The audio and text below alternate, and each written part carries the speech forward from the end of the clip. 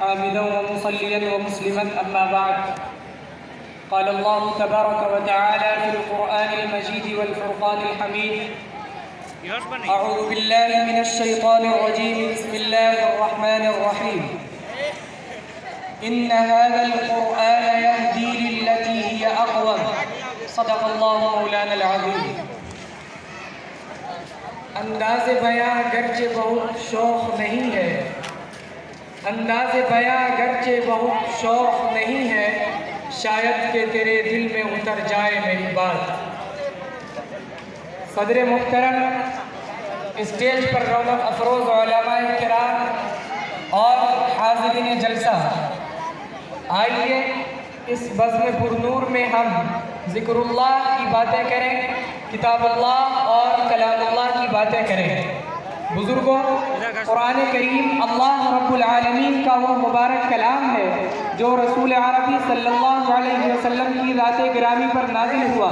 قرآن کریم جو کہ سرچشمہ رشد و ہدایت ہے، اللہ تعالیٰ نے اس عظیم الشان کتاب کا تعارف خود کرایا ہے اور بار بار مختلف انداز میں کرایا ہے، لہذا ارشاد ربانی ہے: إِنَّ هَذَا الْقُرْآنَ يَهْدِي لِلَّتِي هِيَ أَقْوَمُ. یہ وہ کتاب ہے جو بالکل درست راستے کی رہنمائی کرتی ہے.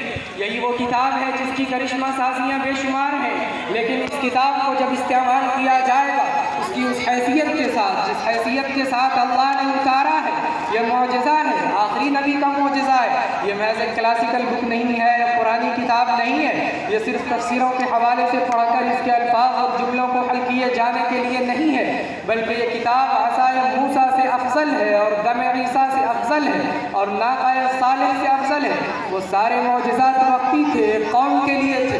نبی رہے تو معجزہ رہا، اور بعض معجزے تو نبی کی حیات میں چلے گئے. حضرت صالح علیہ السلام کی اونٹنی ان کے موجود ہوتے ہوئے ذبح کر دی گئی. حضرت عیسیٰ علیہ السلام کے دم سے قم بإذن اللہ کا جو منظر نظر آتا تھا وہ آسمان پر اٹھا لیے گئے، ان کے ساتھ ان کا دم، ان کی بھوک بھی منتقل ہو گئی. لیکن قرآن آخری کتاب ہے، عالمی کتاب ہے، انسانی کتاب ہے، عظیم کتاب ہے، ازلی کتاب ہے، ابدی کتاب ہے. یہ ایک ایسا معجزہ ہے جو دکھائیے ہندوؤں کو، جینیوں کو، یہودیوں کو، عیسائیوں کو. یہ اس لیے دیا گیا کہ سب کے سامنے یہ معجزہ دکھائیے. اور جیسے عصائے موسیٰ سے فرعون کا دم نکلا جا رہا تھا اور وہ بھاگ رہا تھا، الزام تراشی کر رہا تھا، آج اس کتاب کو بھی بطور معجزہ پیش کی جائے گی تو وہی صورتحال کبھی کی، لرزے کی، خوف کی اور سہم کی پیدا ہو جائے گی. آج ضرورت اس بات کی ہے کہ غفلت کا پردہ چاک کر کے قرآن پاک سے وابستہ ہوں، قرآن کریم کی تعلیم سے ہم اپنے بچوں کو آراستہ و پیراستہ کریں، قرآن کی زیور سے ہم اپنی نئی نسلوں کو مزین کریں.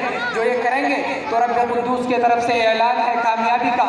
کیا کیا کہا جائے، کیا کیا سنایا جائے، قرآن پاک نگاہوں کے سامنے ہے، صورتیں کھلی ہوئی ہے اور ہر موضوع پر قرآن پاک کی آیتیں دعوت دے رہی ہے. اگر ہر موضوع کو لے کر بات تفصیل سے بیان کی جائے تو راتیں گزر جائیں گی، دن گزر جائیں گے، سال گزر جائیں گے، آوازیں رک جائیں گے، قلم خشک ہو جائیں گے، ٹوٹ جائیں گے. لیکن خدا کا یہ کلام اپنی رازوں، اپنی حکمتوں اور اپنے بیانات کے ساتھ کبھی ختم ہونے والا نہیں ہے. بس میری بات ختم ہو، اسی میں میری بندگی اور عاجزی ہے، اور خدا کا یہ کلام سرمدی باقی رہے جو رب ذوالجلال والاکرام ہے. وآخر دعوانا ان الحمد للہ رب العالمین.